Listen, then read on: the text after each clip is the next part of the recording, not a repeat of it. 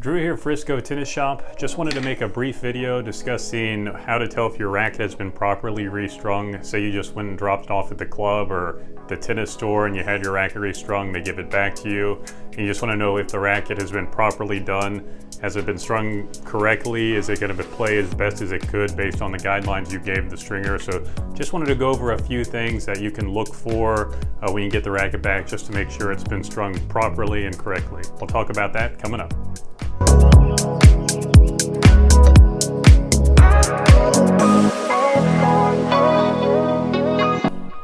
As a professional stringer, the first thing I would look at is just the easy things. Has it avoided the smiley faces, and has it avoided the string on the outside bowing a bit?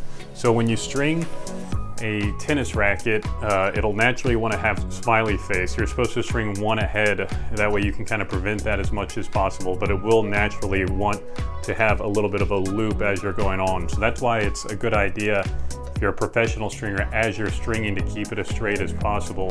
Not only does that mean at the end you will not have to correct it as much, it'll already be straight by the time you're completely done stringing it, but also to get that string bed stiffness, or to get that pure tension that you want. Say you want to string it at 50 pounds. That way at the end, going adjusted, you actually are going to affect that dynamic tension of it. So making sure as your stringer is stringing it, keeping those crosses as straight as possible. That's just a very simple way to make sure that the racket has been strung properly and is going to play at the correct tension that you requested.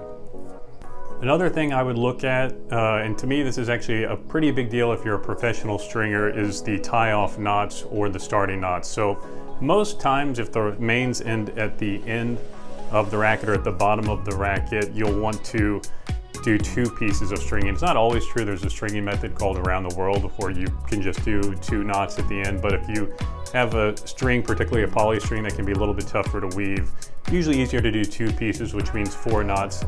There's a debate among stringers, 1 piece versus 2 piece. To me, it's not better, it's not worse. It's really going to be whatever you prefer, whatever the player prefers.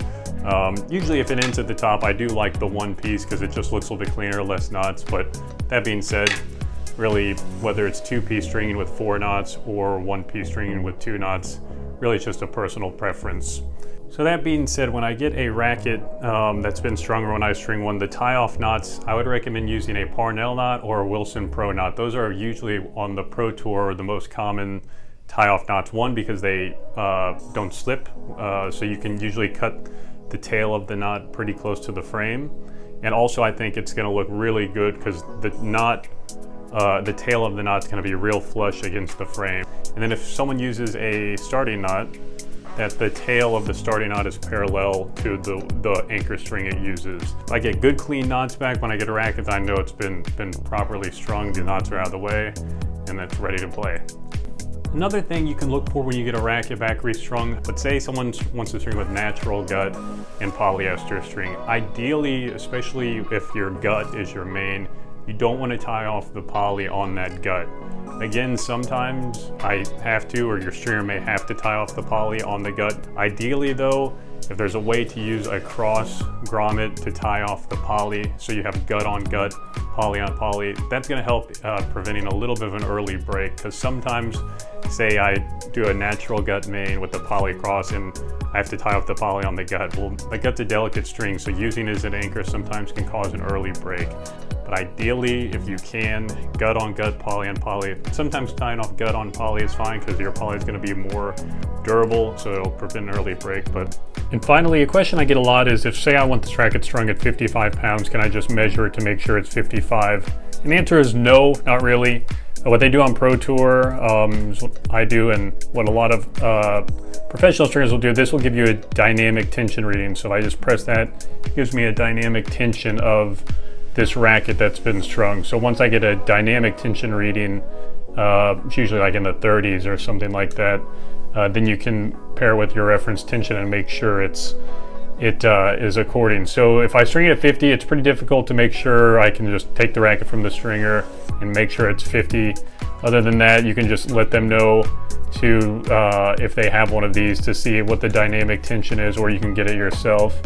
All I would say is what you can do is just make sure you tell your stringer to string all outside strings, the tie-off strings, 10 to 20% higher than the standard. So if I want to string this at 50 pounds, I'd want these outside strings at minimum of 55, because the reason is when you tie off or you pull the tie off knots, like right here, it will give a little bit of the tension. So just make sure you tell your stringer the outside crosses or outside main should be strung 10%, sometimes even higher. I've heard some stringers are 10%, some are 20, but just make sure your stringer knows to raise the outside tension if they don't already know that. So that's just one way you can make sure your racket's been properly restrung. These are just some simple things that you can look for when you drop a racket off to make sure it's been strung properly. Are the racket crosses straight? Has it been woven properly where the racket string hasn't been pulled too hard and it's been singed a bit or it's been damaged a bit? So those are just simple things you can look for. Are the knots flush?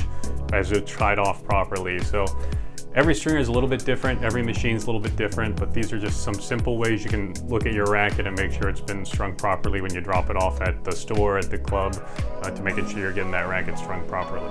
This has been Drew from Frisco Tennis Shop, and I hope to talk soon.